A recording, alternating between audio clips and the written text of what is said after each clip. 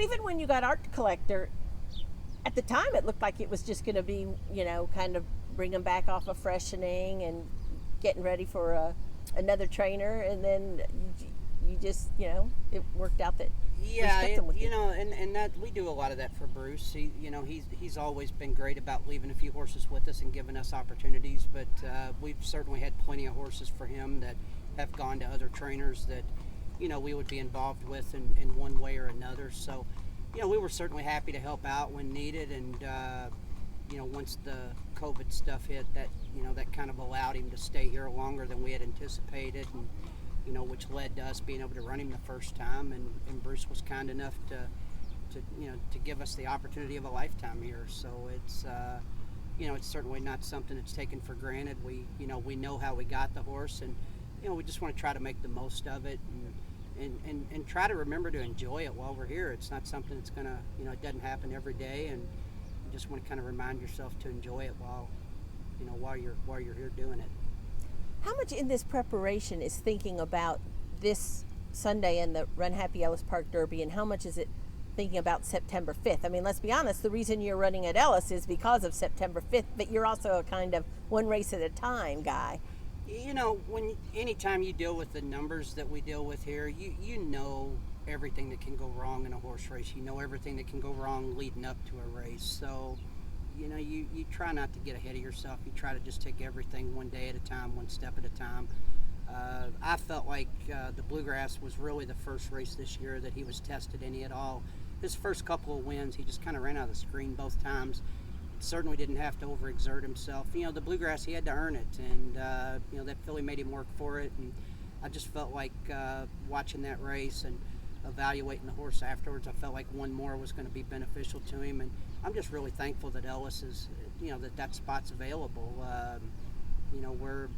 We were kind of late getting to the party, and we've needed every little thing to fall into place for him to get him to this point, and for Ellis to have a Derby prep this year, and to offer the race that they're offering in the time frame that it's available. It was a lifesaver. I was joking with someone the other day. This horse was a half-mile fit the first week of May. There was zero chance that he, you couldn't even consider it. Obviously, had the Derby been on its normal schedule, and even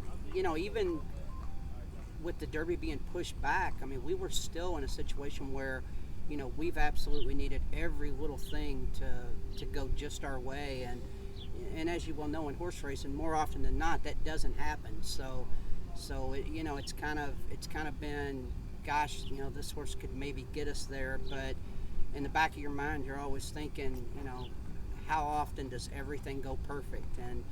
And so it's, I think that's kind of taken a little bit of pressure off, in all honesty, because that for a long time, I just, I knew the water was going to get deep in the Bluegrass, and I knew that that was his first time really being tested against that quality of horse. He passed that test, and then you immediately start thinking, okay, what's the you're working backwards from the Derby, and you need that next race, you need that next start, and you look up and here's the Ellis race. So hopefully we can just ride this out a little bit longer and keep things falling into place the way they have, and it's just.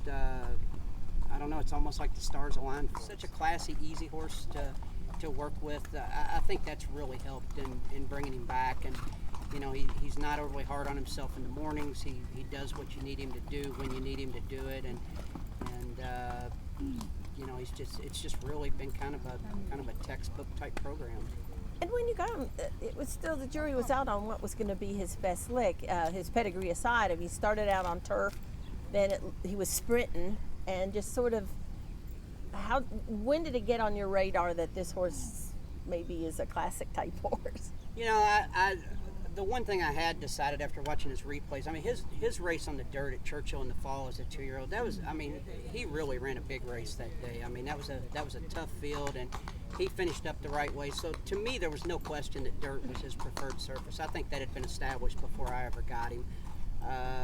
When we ran him in the 7/8 race off the shelf, he just kind of inhaled those horses that day and really ran a big race.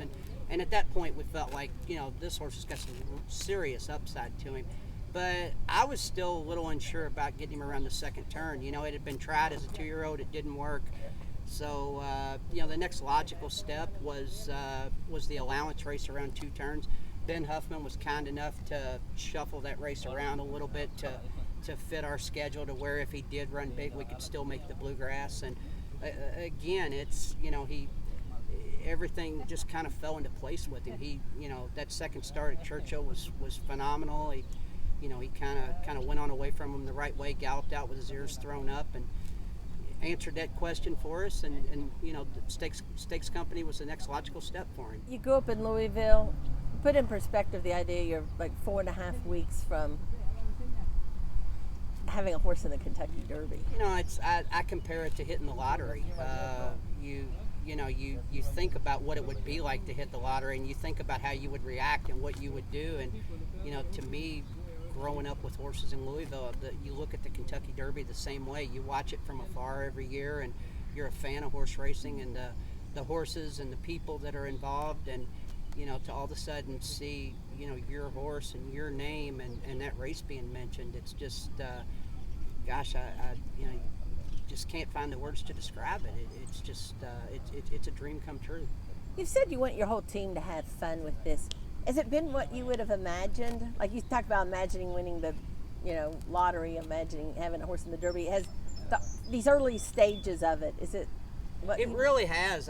You know, all of these guys, you know, most of these guys have been with me for a long time. You know, my assistant Jose Garcia, he's been with me for over 20 years, and we've always been the guys that are behind the scenes. And most people, you know, a lot of the Grade 1 winners that we've had here, most people don't know we were ever associated with them, and that's our job, and that's what we do, and we're certainly happy to do that. But you know, now all of a sudden it's our name, and we get to be the ones to lead one over there, and we get to kind of be involved at this level, and it's been a lot of fun for all of us. And you know, these guys they work really hard, every one of them, and they deserve a lot of credit for this horse's success. Just so I have who would be some of the horses that, you know, we mentioned Madcap, Escapade, Tom's d'Etat, that came through your barn on the way to other people on We the way had to Hanson as a 2-year-old.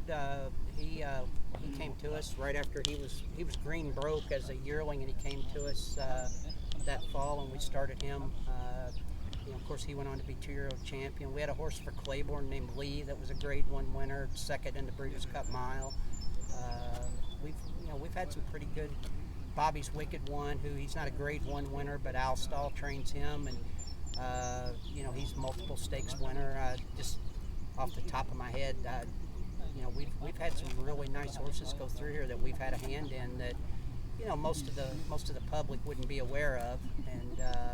And that, again, that's what we do here. That's our job, and it's always nice to be able to, you know, to be able to play the game at that level.